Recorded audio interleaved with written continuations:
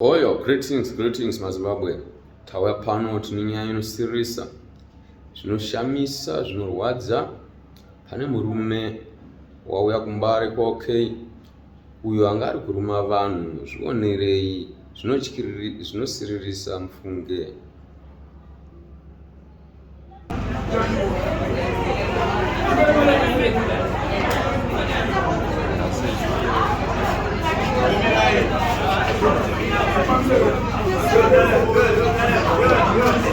Suga makumbo yayo.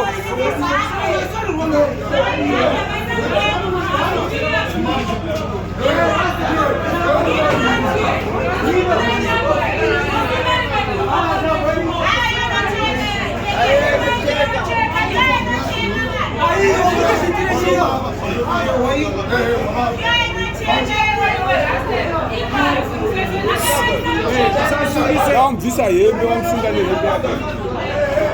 Akadaro hazviiti.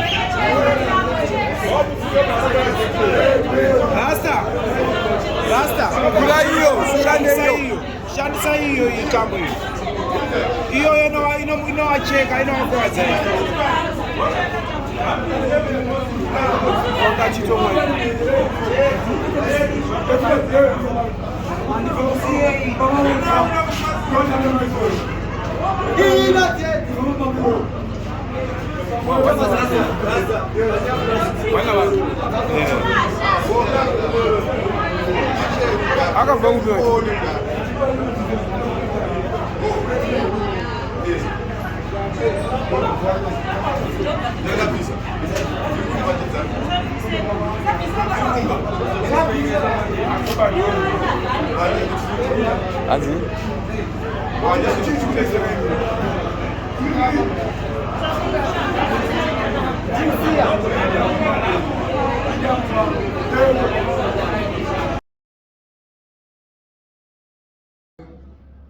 Aiwa muri Zimbabwe, tongoti mazvionerei zvakaoma, zvinosirisa, zvinotyisa.